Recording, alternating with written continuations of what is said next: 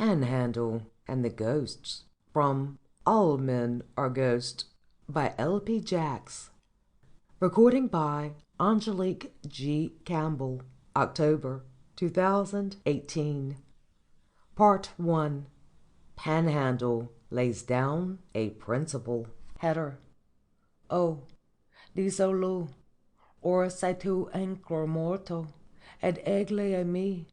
Come, il mio corpo, still ne mondo su, nullo senza porto. From Dante, Inferno, Canto 33. The first principle to guide us in the study of the subject, said Panhandle, is that no genuine ghost ever recognized itself as what you suppose it to be. The conception which the ghost has of its own being is fundamentally different from yours. Because it lacks solidity, you deem it less real than yourself. The ghost thinks the opposite. You imagine that its language is a squeak. From the ghost's point of view, the squeaker is yourself. In short, the attitude of mankind towards the realm of ghosts is regarded by them as a continual affront to the majesty of the spiritual world, perpetrated by beings who stand on a low level of intelligence. And for that reason they seldom appear or make any attempt at open communication, doing their work in secret and disclosing their identity only to selected souls. Far from admitting that they are less real than you, they regard themselves as possessed of reality vastly more intense than yours. Imagine what your own feelings would be if, at this moment, I were to treat you as a gibbering boogie, and you will then have some measure of the contempt which ghosts entertain for human beings. You must confess, my dear Panhandle, I answered, that you are flying in the face of the greatest authorities, and have the whole literature of this subject against you. You tell me that no genuine ghost ever recognized itself as such. I mean, of course, interrupted Panhandle, that it never recognized itself as a ghost in your inadequate sense of the term. Then, said I, what do you make of the ghost's words in Hamlet? I am thy father's spirit. This one, at all events, recognized itself as such. In attributing those words to the ghost, said Panhandle, Shakespeare was using him as a stage property, and as a means of playing to the gallery, which is incapable of right notions on this subject. But there is another passage in the same group of scenes which shows that Shakespeare was not wholly ignorant of the inner mind of ghosts. Listen to this. Enter Ghost. Horatio. What art thou, that usurpest this time of night, together with that fair and warlike form in which the majesty of buried Denmark did sometimes march? By heaven, I charge thee, speak. Marcellus. It is offended. Bernardo. See, it stalks away. Now, what does that mean? He continued. The words of Horatio imply that the ghost has usurped a reality which does not belong to him, that he is a wraith, a goblin, or some such absurdity, that, in short, he is going to be treated in the idiotic manner which is usual for men in the presence of such apparitions. Doubtless, the ghost saw that these men were afraid of him, that their hair was standing on end and their knees knocking together. Disgusted at such an exhibition of what to him would appear as a mixture of stupidity and bad manners, he turned up his nose at the lot of them and stalked away in wrath. No self-respecting ghost would ever consent to be so treated, and that may help you to understand why communications from the world of spirits are comparatively rare. Ghosts who believe in the existence of human beings often regard them as idiots. To communicate with such imbeciles is to court an insult, or at least to expose the communicating spirit to an exhibition of revolting antics and limited intelligence. From their point of view, men are a race of beings whose acquaintance is not worth cultivating." "Your words imply," I said, "that some of the ghosts do not believe in our existence at all." "The majority are of that mind," he answered. "Belief in the existence of beings like yourself is regarded among them as betokening a want of mental balance. A ghost who should venture to assert that you, for example, were real, would certainly risk his reputation, and if he held a scientific professorship or an ecclesiastical appointment he would be sneered at by his juniors and made the victim of some persecution. I may tell you incidentally that the ghosts have among them a Psychical Research Society, which has been occupied for many years in investigating the reality of the inhabitants of this planet. By the vast majority of ghosts, the proceedings of the society are viewed with indifference, and the claim, which is occasionally made, that communication has been established with the beings whom we know as men is treated with contempt. The critics point to the extreme triviality of the alleged communications from this world. They say that nothing of the least importance has ever come through from the human side, and are wont to make merry over the imbecility and disjointed nonsense of the messages reported by the mediums. For you must understand that there are mediums on that side as well as on this. I happen to know of 2 instances. Some time ago 2 questions, purporting to come from this world, reached the ghosts. One was, "What will be the price of Midland Preferred on January 1, 1915?" The other, "Will it be a boy or a girl?" For months a committee of ghostly experts has been investigating these communications, the meaning of which proved at first sight utterly unintelligible in that world. The matter is still undecided, but the conclusion most favored at the moment is that the messages are garbled quotations from an eminent poet among the ghosts. Meanwhile, more than one great reputation has been sacrificed, and the skeptics are jubilant. "As you speak, Panhandle," I said, "it suddenly occurs to me, with a kind of shock, that at this moment these beings may be investigating the reality of my own existence. It would be interesting if I could find out what they suppose me to be." "I doubt if the knowledge would flatter you," he answered. "It is highly probable that you would hear yourself interpreted in lower terms than even the most malicious of your enemies would invent. A friend of mine, who is a doctor of science, and extremely scornful as to the existence of spirits, is actually undergoing that investigation by the ghost results of which, if applied to yourself, you would find so interesting. Some assert that he is a low form of mental energy which has managed to get astray in the universe. Others declare that he is a putrid emanation from some kind of matter which science has not yet identified, without consciousness, but by no means without odor. They allege that they have walked through him." At this point of the conversation I suddenly remembered a question which I had several times had on the tip of my tongue to ask. "Panhandle," I said, "you seem to be on a familiar footing with the ghosts. How did you acquire it?" "Ah, my friend, the answer to that is a long story.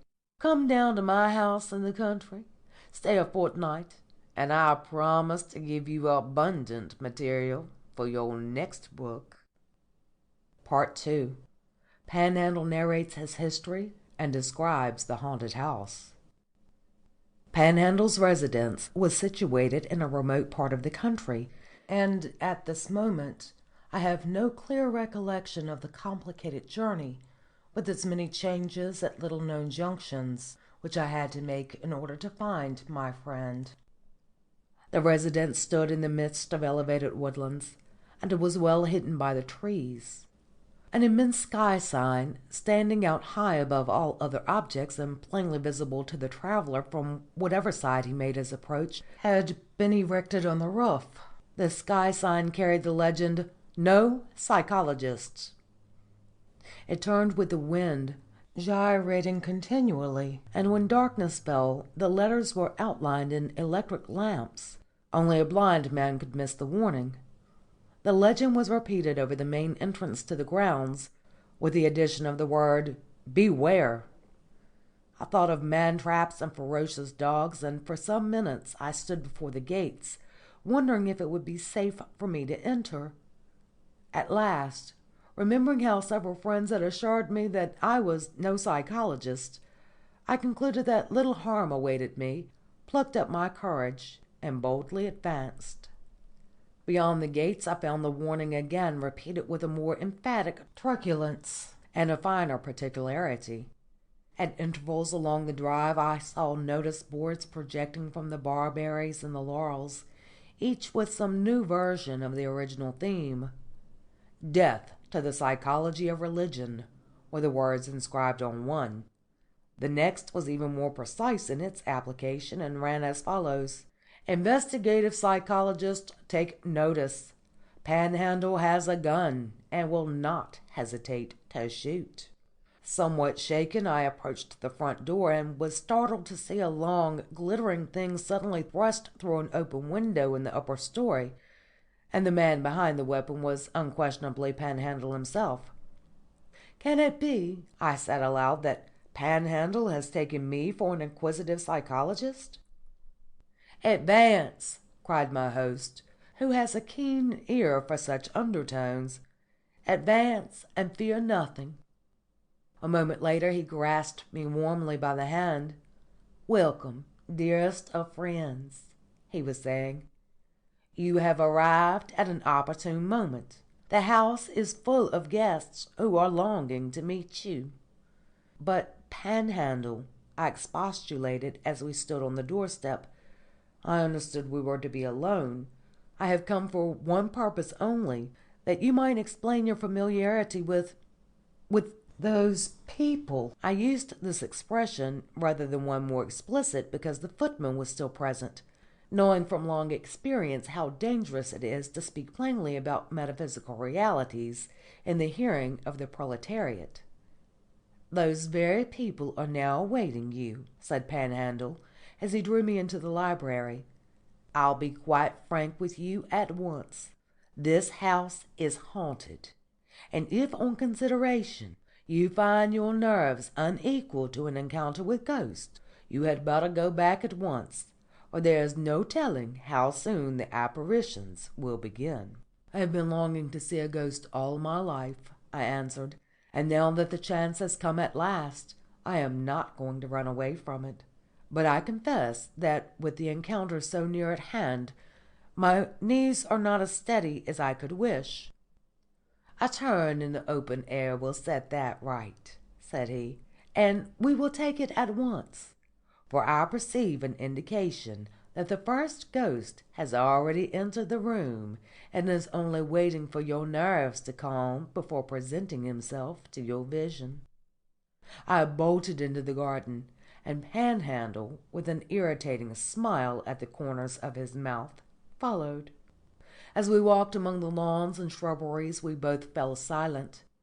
He, for a reason unknown to me; I, because something in his plan of gardening had absorbed my attention and filled me with wonder. Presently I said, "Panhandle, I cannot refrain from asking you a question. I observe that in your style of gardening you have embodied an ideal which I have long cherished but never dared to carry out lest people should think me morbid. You have planted cypress at the back of your roses, and the plan is so unusual and yet so entirely in accord with my own mind on the subject that I suspect telepathy between you and me."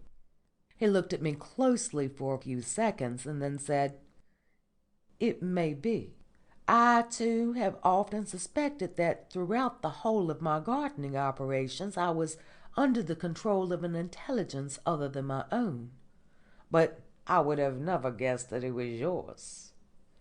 Anyhow, this particular area, no matter what its origin may be, is admirable. No other background would compare with the cypress for bringing out the color of the roses. See how gorgeous they look at this moment.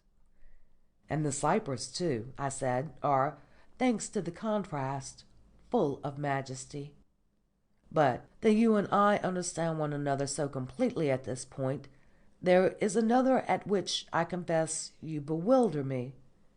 And I indicated the sky sign which at that moment had turned its legend. No psychologist, full towards us. You will not be surprised to learn, he answered, that this house, like other haunted houses, has been the scene of a tragedy. The tragedy is the explanation of the sign, and it is essential you should know the story, as the ghosts are certain to refer to it. You remember that I once had a religion. I trust you have one still, I said. I prefer to be silent on that point, he answered. Whatever religion I may have at the present moment, I am resolved to protect from the disasters which befell the religion I had long ago. A certain psychologist got wind of it, and I, in my innocence, granted his request to submit my religious consciousness to a scientific investigation. I was highly flattered by the result.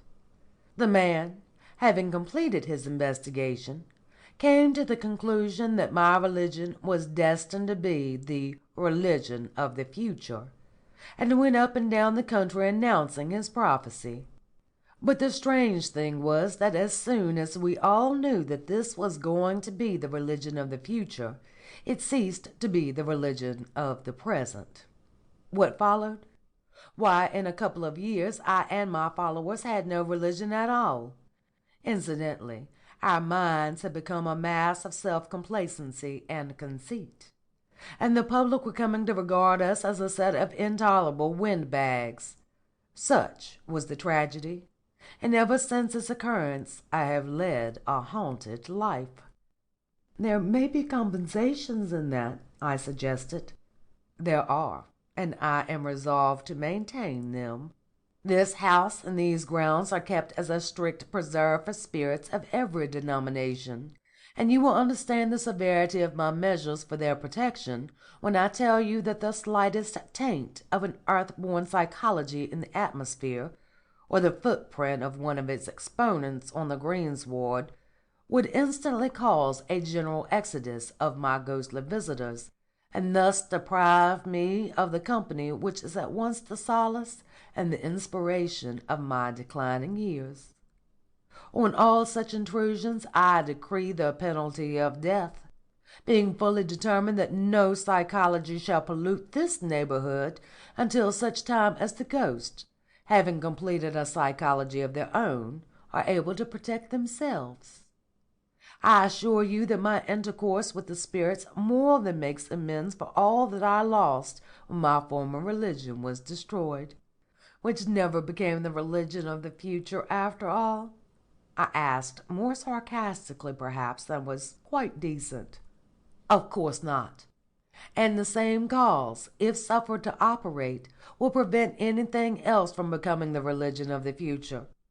It is one of the signs of decadence in the present age that livelihoods should be procurable by the scientific analysis of religion.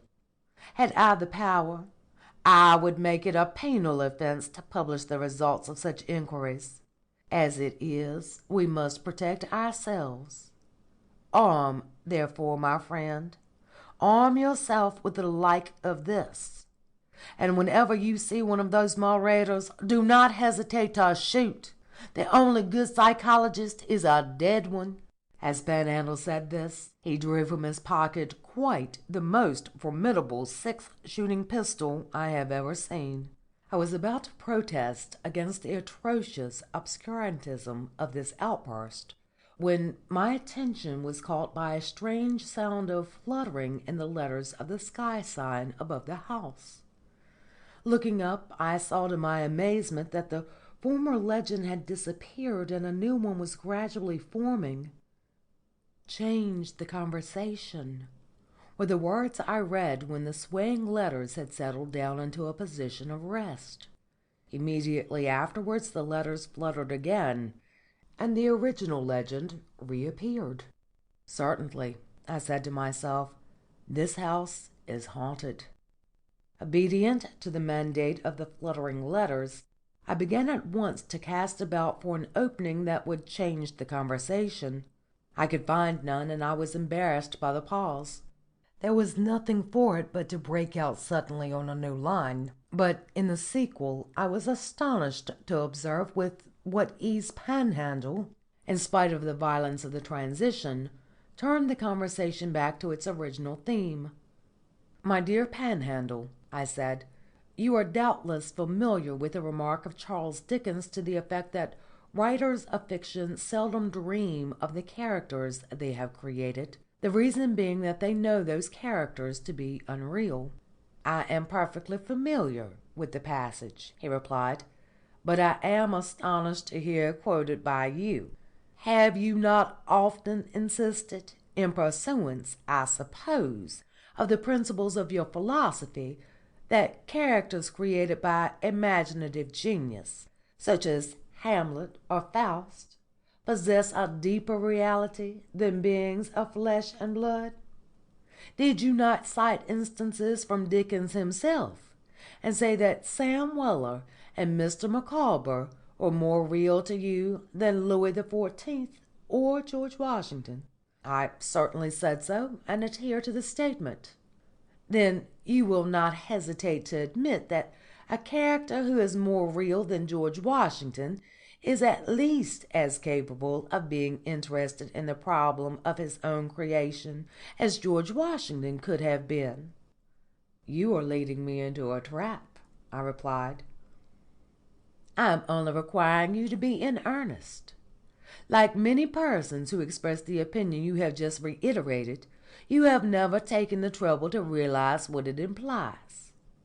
But I will now show you its implications. Nor could a better means be found of introducing the revelations I am about to make as to what you may expect in this haunted house. It was your good genius who led you to this topic. You will learn presently that the phenomena peculiar to my house are entirely in harmony with your own philosophy on this point, that philosophy being, as I understand, some new brand of idealism." "I desire you to proceed with the revelations immediately," I said. "We live in an age which abhors introductions as fiercely as nature abhors a vacuum, and I beg you to leave it with me to adjust what you are about to deliver to the principles of my philosophy." "Know, then," said Panhandle, with a readiness that marked his approval of my attitude, "that your opinion as to the reality of these imaginary characters is entirely sound. Many of them are in the habit of haunting this very house, and I think it extremely probable that some will put in an appearance to-night. You have quoted Charles Dickens to the effect that their creators know them to be unreal. A remarkable error for so gifted a man. But it may astonish you to learn that they return the compliment by having no belief in the reality of their reputed creators. It is more than possible, after what you have said, that Mr. Micawber, who has now become a philosopher, will appear to you during your stay in the house. Tell him by way of experiment that his creator was a certain Charles Dickens. You will find that he wholly fails to understand what you mean. He regards himself as a fortuitous concourse of ideas. Only this morning I tried the same experiment on Colonel Newsome. I told him all about Thackeray, who, said I, was the author of his being. He looked utterly amazed, and just as incredulous as it is possible for so perfect a gentleman to be. He accused me of talking metaphysics. My long acquaintance with Panhandle had schooled me to betray no astonishment at anything he might say. So, assuming as cool an air as I could command, I merely asked, "Would you mind telling me, Panhandle, by what means you have managed to ascertain the views of these gentlemen concerning their Creator?" "Like yourself," he answered, "I was convinced long ago that the creations of genius, Hamlet and the rest, are more real than the Johns, Toms, and Marys who seem to walk the earth. But unlike you, I have not been content that so important a truth should remain at the level of a mere elegant opinion. By a course of spiritual exercises carefully devised, into which I shall presently initiate you, I have placed myself in direct communication with these personalities, and so successful has the discipline proved that intelligent intercourse has become possible between them and me. I frequently invite them to haunt the house, and the response is always favorable. I am on terms of intimacy with the principal characters of the classic drama, of Shakespeare, Goethe, and many eminent novelists of modern times." On hearing this, all my efforts to keep cool broke down. "Panhandle," I cried, "you must initiate me into those exercises without a moment's delay." "Be patient," he replied, "until you have heard the further results to which they will lead. I have not yet told you the half, and it may be that when you have heard the rest you will prefer to have no part in these mysteries. The realm to which they will lead you has an immense population of ghosts. It is vastly more populous than our planet, and notwithstanding that my exercises have brought me abundant knowledge of them and their doings, I have not been able to classify more than a small portion of the inhabitants.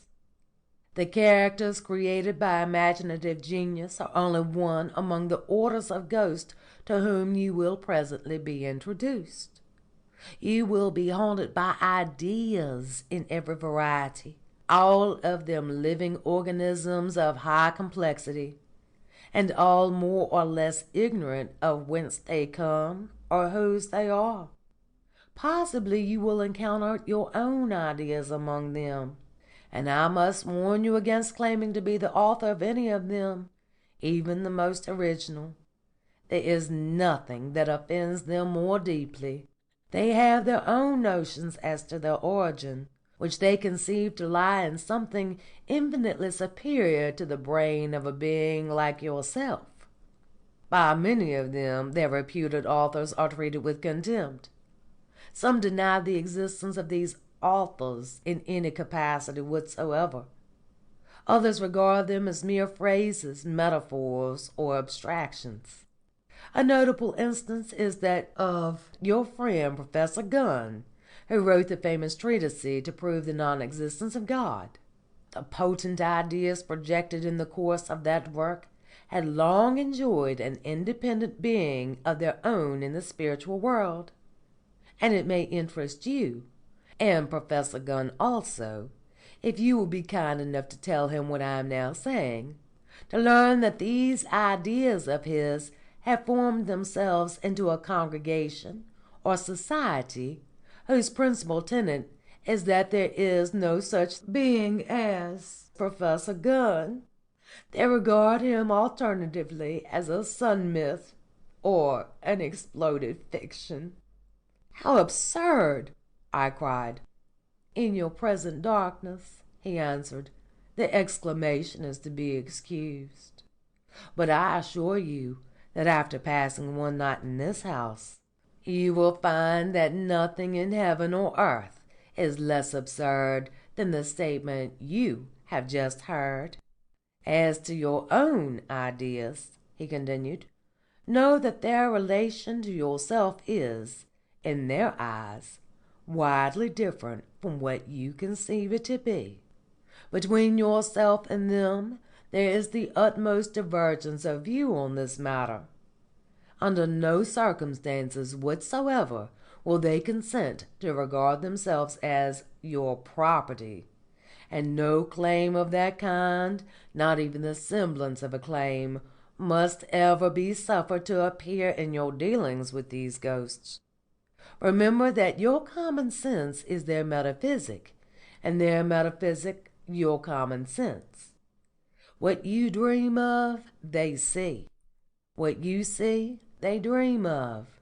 And the consequence is that many truths, which appear to you as the least certain of your conclusions, are used by them as the familiar axioms of thought. On the other hand, what are axioms to you are often problems to them. Your cogito ergo sum, for example, will not go down in the spiritual world. For just as you, on your side of the theory of knowledge, are busy in trying to account for your ideas, so they, on theirs, have much ado in their efforts to account for you. All of them find you the most elusive of beings, while some, as I have already hinted, deny your existence altogether, or treat you as a highly questionable hypothesis. With several of your leading ideas I hope to make you personally acquainted this very night. To convince them of your identity will be no easy matter, and the most vigilant circumspection will be necessary on your part. I counsel an attitude of utmost modesty. Anything else is certain to give them the impression that you are an impostor. Betray then not the least surprise on finding yourself treated by your own ideas as a being of little importance to their concerns. Above all, you must not expect them to take more than a passing interest in your brain. The best course is to avoid all reference to that topic. The brain is seldom, if ever, mentioned in the best circles of the spiritual world, to which circles I assume your leading ideas belong. You must never forget that in the realm of ideas, class distinctions are rigidly observed. There is an aristocracy and a proletariat, with all the intermediate grades, and many topics which may be safely mentioned among the commons are an offence when introduced to the nobility. The brain is one of these. Its use among the ghosts is confined exclusively to the working class, and you will commit a breach of good manners by flaunting its functions in the presence of august society. Were you, for example, in the course of some conversation with a noble principal, to offer him the use of your own brain, or to suggest that he was in need of such an implement, or in the habit of using it, you would commit an indiscretion of the first magnitude, and it is certain the offended spirits would strike you off his visiting list, and decline to haunt you any more. Pardon my insistence on this point, knowing, as I do, how apt you are to talk about your brain. I am naturally apprehensive lest, in an unguarded moment, you should thrust that organ under the nose of some great idea. Believe me, it would be a fatal mistake. Remember, I implore you what I have already said, that in the spiritual world the brain habit is strictly confined to the working class. Before you can persuade me of all this, I said, you will have to turn my intelligence clean inside out. That is precisely what I intend doing, and the first step shall be taken this very instant. Begin the exercises by repeating the formula of initiation. It runs as follows: "Till another speaks to me, I am nothing."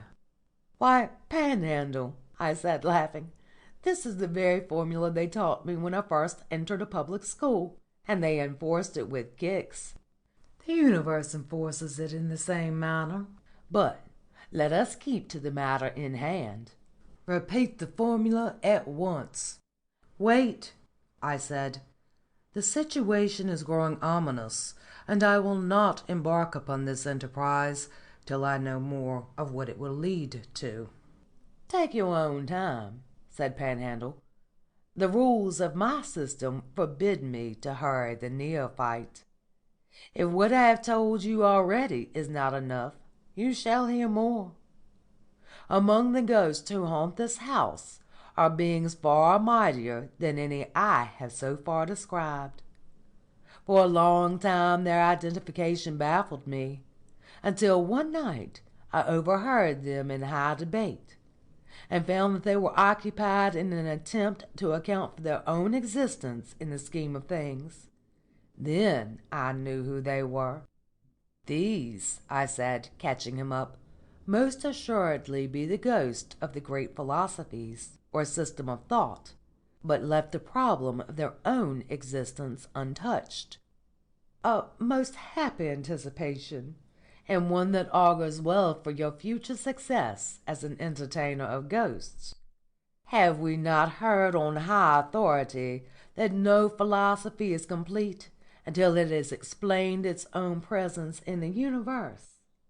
Having neglected this at the first stage of their existence, the systems exercise their wits at the second in attempts to make good the oversight. Do many of them succeed? I asked. Most of them fail, and for that reason their ghosts linger for ages in the neighborhood of houses which, like my own, are hospitable to their presence. For it is a rule of the realm to which they now belong, that so soon as any system succeeds in explaining its own origin, it vanishes and passes on to a higher state of existence. Panhandle, I said, you have identified these ghosts beyond the possibility of cavil. A more conclusive proof could not be given. It is possible that you will be haunted tonight not only by your own ideas and their severalty, but by your whole system of thought organized as one synthetic ghost. It will certainly question you on the subject of its creator, that being, as I have said, the central and absorbing interest of all these spirits. But again, let me implore you to be on your guard against claiming to be its author.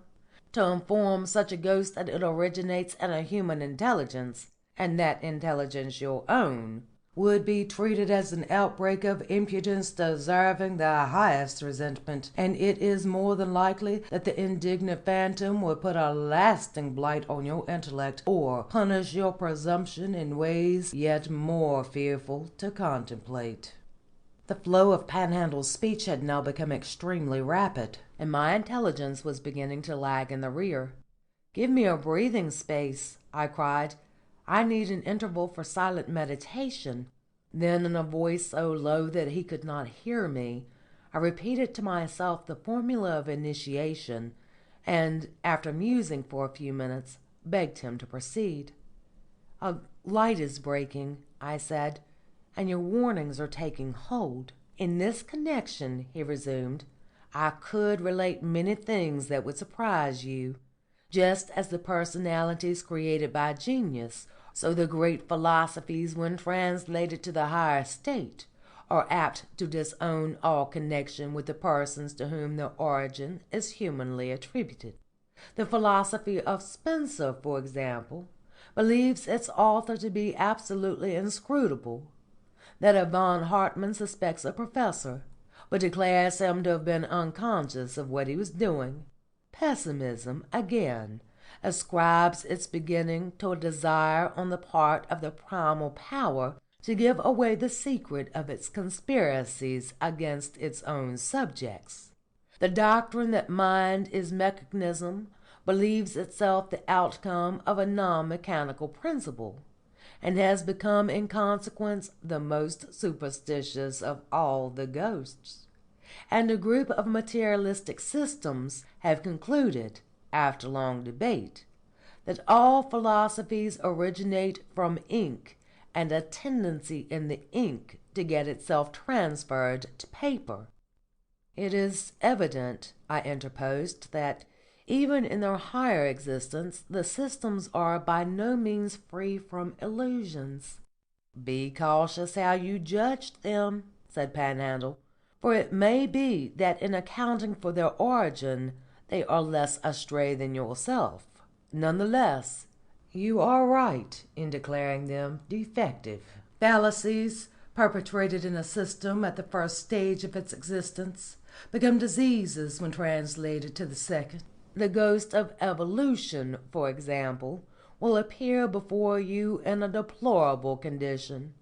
This ghost has recently learnt that it is suffering from an undistributed middle, a disease unamenable to treatment, being proof even against the method of eloquence, which, as you know, is a potent specific for most logical defects. You may easily identify the spirit by remembering what I have told you. If you encounter an apparition walking about with its hands pressed hard on its middle and groaning heavily, know that the spectre of evolution is before you. Panhandle, I said, your revelations have awakened my uttermost curiosity, and every nerve in my body is tense with eagerness to encounter an apparition. Heaven grant that the ghost of my own philosophy may appear, and yet, in a sense, I am disappointed. You promised that you would furnish me with material for my next book, but the public has no interest in the phantoms you have described, and will not believe in their existence. That remains to be seen, he answered. Meanwhile, I give you my solemn pledge that you shall see a ghost before the night is out. He said this in a tone so ominous that I could not refrain from starting. What could he mean? A sudden thought flashed upon me, and I cried out, My dear friend, you fill me with alarm, and I am on the point of giving way. I begin to suspect that I shall never see the ghost until I have passed to another world. I believe that I am doomed to die in this house tonight. It was indicated in the tone of your voice. With a quick motion, Panhandle swung round in his chair and looked me full in the face. How do you know, he said, that you are not dead now, and already passed to the existence of which you speak? The effort to answer his question revived my courage, but in all my life I have never found a problem half so difficult. To prove that I was not dead already and become a ghost? 40 or 50 times did I lay down a new set of premises, only to be reminded by Panhandle that I begged the question in every one. My ingenuity was taxed to breaking point, my voice was exhausted, the sweat was pouring from my brows, when, once again, from the upper airs where the sky sign was swinging, I heard the same fluttering and rustling which had arrested my attention at a former crisis. It was growing dark, and the arc lamps which outlined the letters were all aglow. I watched the transformation and suddenly saw, flashed out for a moment into the gathering darkness, these words, Give it up. Part 3. Panhandle's Remarkable Adventure. The Ghost Appears. Dinner was now served.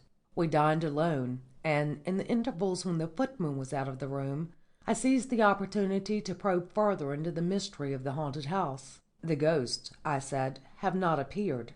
Neither in my own apartment, nor in the corridors, nor in the various empty rooms which I have visited, have I seen or heard anything to suggest that this house is haunted. May I ask, said my companion, for the grounds of your statement that so far the ghost has failed to appear? Save for yourself, I answered, the only person I have seen since entering is the footman. And how do you know the footman is not a ghost? Why, said I, he carried my bag upstairs and pocketed the balance of half a crown I gave him to pay for a telegram. I have never heard a feebler argument, he replied. It is obvious that you resemble the majority of mankind who, if they were to see 1,000 ghosts every day, would never recognize one of them for what it was. Now, as to the footman— But at that moment the individual in question entered the room bringing coffee and cigars. When he had gone, Panhandle resumed. We were speaking of the footman. But perhaps it would be wiser to deal with the matter in general terms. I have already said enough to satisfy any reasonable judge of evidence that this is a genuinely haunted house. I have now to add that a doubt may be raised as to who is the haunter and who the haunted. I sat silent, staring at Panhandle with eyes wide of astonishment. for I had no universe of discourse to which I could relate the strange things I was hearing. He went on. From what I have told you already, you have no doubt drawn the inference that the ghosts are haunting me. But the ghosts themselves are not of that mind. In their opinion, it is I who am haunting them. My first discovery of this, which is destined to revolutionize the whole theory of ghosts, was made under circumstances which I will now relate. Many years ago I was seated in the library late one night, engaged in writing a report of certain mysterious phenomena which have been observed in this house. I had just completed a copy of the signed evidence of the cook, the gardener, and the housemaid, all of whom had left that day without notice in consequence of something they alleged they had seen.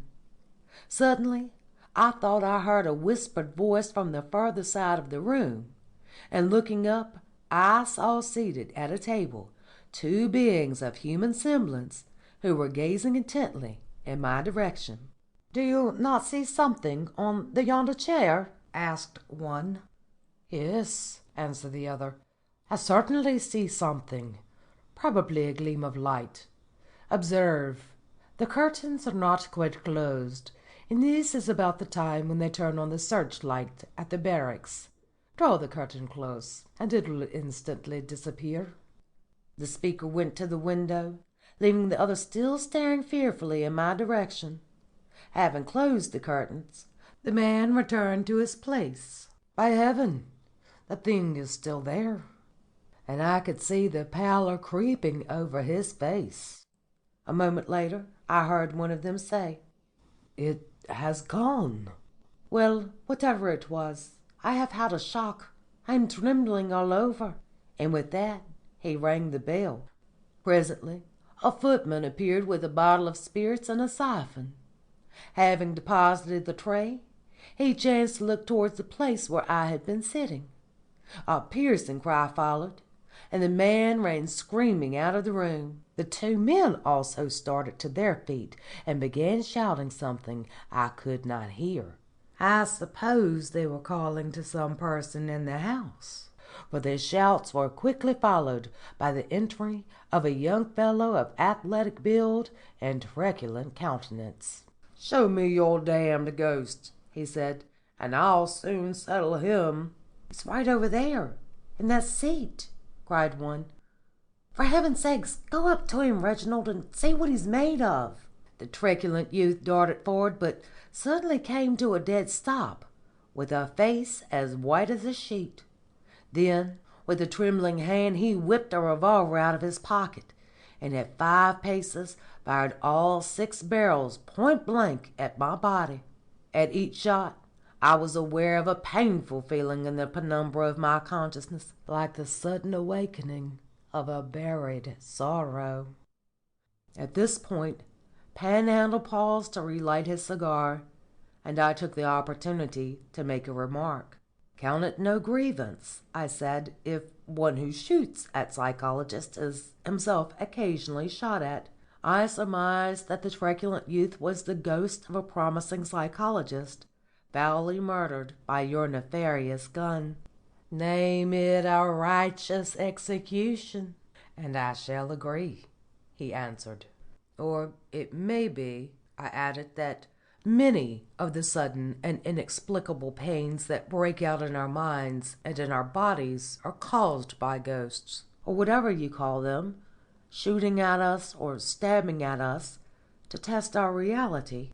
Panhandle turned a keen glance at my face to see if I was serious, and being satisfied that I was, continued, "I have heard more unlikely explanations of such pains, and your theory is precisely one of those which medical science will have to investigate when these discoveries of mine are made public. But let me resume the narrative. At the sound of the firing the whole household seemed to be aroused, and what a household it was! In a few moments the room was crowded with beings of reverend countenance and stately carriage. Looking round with slow, grave eyes, they conversed in whispers. "Science must investigate this," one of them said. "We will arrange that a committee of the society shall make a thorough examination of the house and test the phenomena. Don't forget to engage 2 shorthand writers and an expert in spirit photography, and let the room be sealed up till the experts arrive. During the whole of the proceedings I remained absolutely still, my acquaintance with the other world having taught me the wisdom of reticence. At this point, however, I resolved to attempt communication with my visitors, and looking round for a person to whom I might address myself, I observed a bright little fellow of 12 years old staring about him in an absent-minded way, quite inattentive to all that was going on. As I walked over to where he was standing, he saw me plainly, and showed not the least surprise on being addressed. "What is your name, my little man?" I asked. "Billy Burst," said he. "And what are you thinking about while all those people are making such a fuss?" "I am wondering how people weigh the planets," he answered. "Come along with me," said I, "and I will show you just what you want to know." Then, taking him by the hand, I led him across the room to the seat I had just left, but though the sages who were present saw him cross the room, not one of them saw me, who was leading him by the hand. I took out a sheet of paper and began to draw figures and work formulae, the boy meanwhile standing by the side of my chair and saying not a word. When I had finished, I said, "Do you understand?" "Perfectly," he answered. "I see it at last. Thank you ever so much." "Now, Billy," I said, "there is something you can do for me.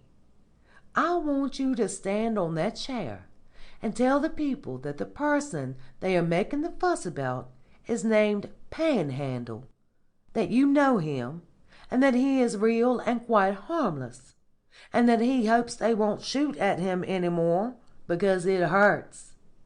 Say you are quite certain he is real, because he has just told you how the planets are weighed." "Dear Pan," said Billy, "don't ask me to do that. I never tell people about you. They would only laugh at me if I did. Let us keep just as we are, old fellow, and not tell our secret to anybody." Unprepared for a style of address so familiar, "Why, Billy," I said, "I have never seen you before." "Are you quite sure you see me now?" he replied. Our positions had become reversed. Billy sitting in my study chair that he might read over what I had written about the planets, I standing by his side. I looked down to answer his last question, and for the briefest fraction of a second a vision passed before me.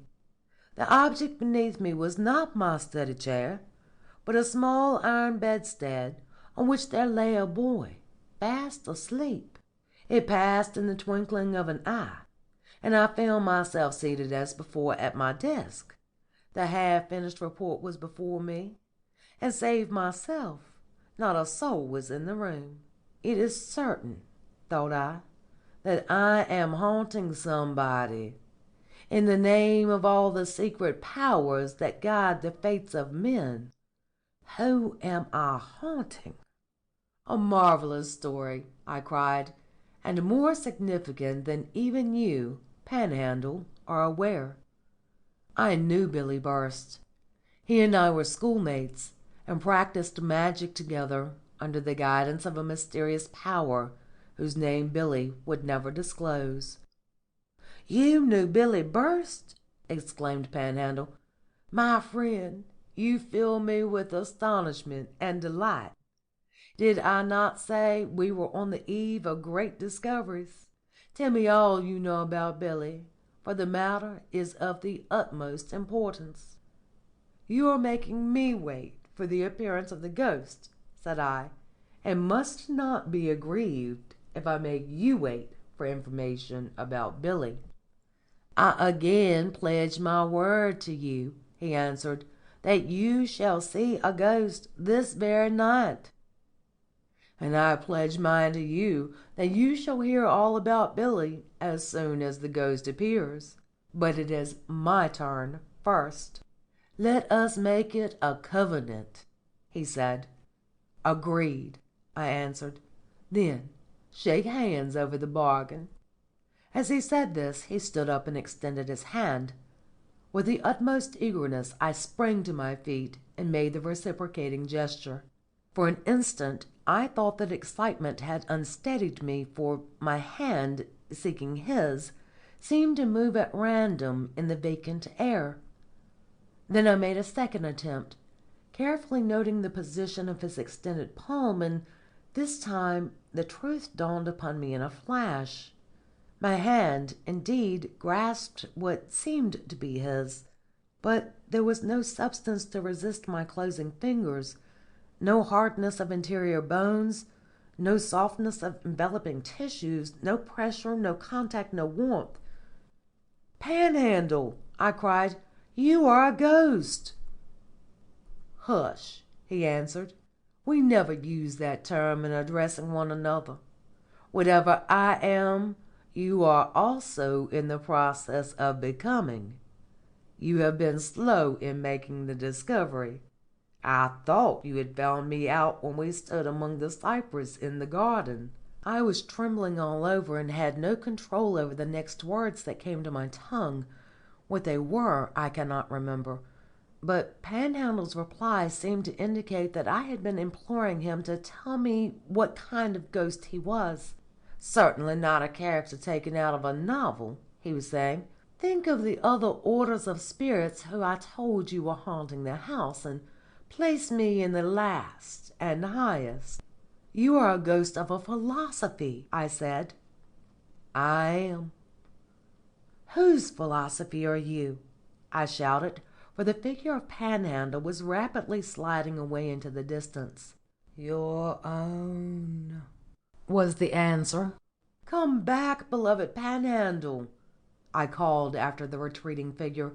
Come back, and let me fulfill my part of the compact before you go. I have yet to tell you the story of Billy Burst. I shall read it in the next chapter of your book, was the reply, now almost inaudible, so great was the distance from which it came. I called yet louder. I have a ghost story to tell you, dear Panhandle, very important, about the ghost of a novelist, far better than yours about the novelist's characters. I shall read about it in the next chapter but one. Such, I am fain to believe, was the answer. But the voice had now become so faint that this rendering of the words is given with reserve. My first impression was that Panhandle said simply, "Pooh, pooh." I was determined not to let him go. Raising my voice to the uttermost, I continued to call him.